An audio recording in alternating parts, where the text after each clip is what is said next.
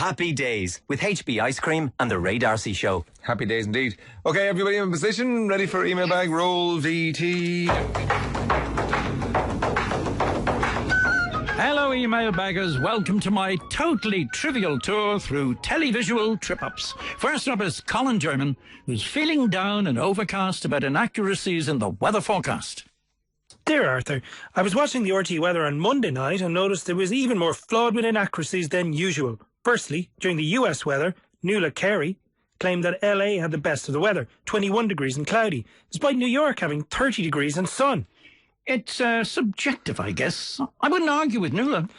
Then the summary was more detailed than the actual forecast itself, showing 4 clouds over Ireland as opposed to 2, until I noticed that the 5 days were marked tomorrow, Sunday, Monday, Tuesday and Wednesday. This was one day night. Whoops.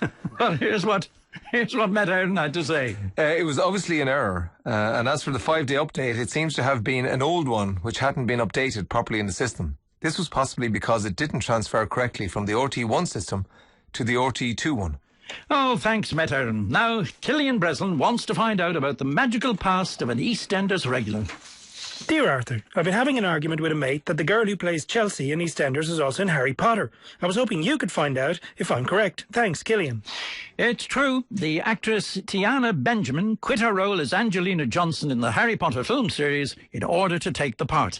She said she was a big fan of EastEnders since she was little. She has played Chelsea for the past 4 years, but in April this year, it was announced that she is leaving the show to pursue other projects.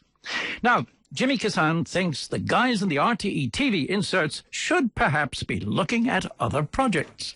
I have a telly issue that's been bothering me for ages. Before the start of some RTE programmes, they show some everyday clips of a dressmaker sticking pins into a dress, a bricklayer tapping a brick with a trowel.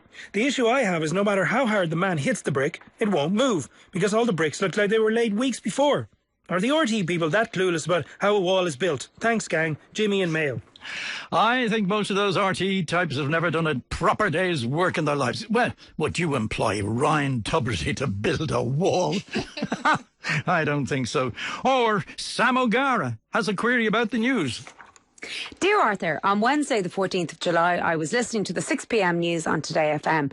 During the report and following the previous night's announcement from the Meath County Board that they would not be agreeing to a replay to Louth in the Leinster final, they announced that Louth had decided not to take any further action, legal or otherwise, and would now be concentrating on the qualifiers.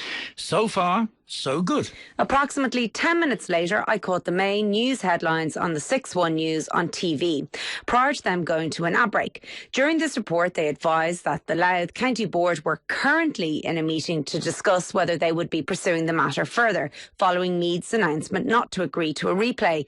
And at approximately 10:30pm, they finally announced what I had heard at 6pm on Today FM. I was always under the impression that the 6-1 News was in fact live and received live updates during the show. Didn't you know it's broadcast from an underground bunker in Offaly? For security reasons. Go on. Yet it appears on this occasion they were a full half hour behind the news. I'm hoping you can clarify this for me from a confused GAA fan. Here's what the Today FM Sports Department had to say, and I hope this clears it up. Today FM Sport broke the news last Wednesday afternoon that Louth were not going to legally appeal the result of the Leinster Senior Football Final and would therefore let the matter rest. We reported that the Louth County Board would issue a statement to this effect, which turned out to be the case later in the day. Well, there's one in the eye for your RTE. Only joking. We're incontinent, impartial here on Mailbag. That's it for this week. Emailbag at todayfm.com for all your queries. And if your correspondence is read out, a bobblehead Ray is yours to hold in your sweaty little hands. Bye.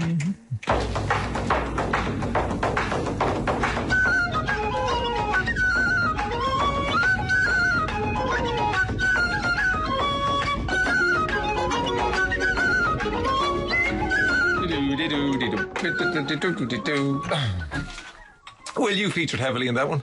No, I'm sorry. It's all the male voices. I should have divvied it out. But there's only you and me. Well, I'm sick of listening to you. Yeah. What choice did I have?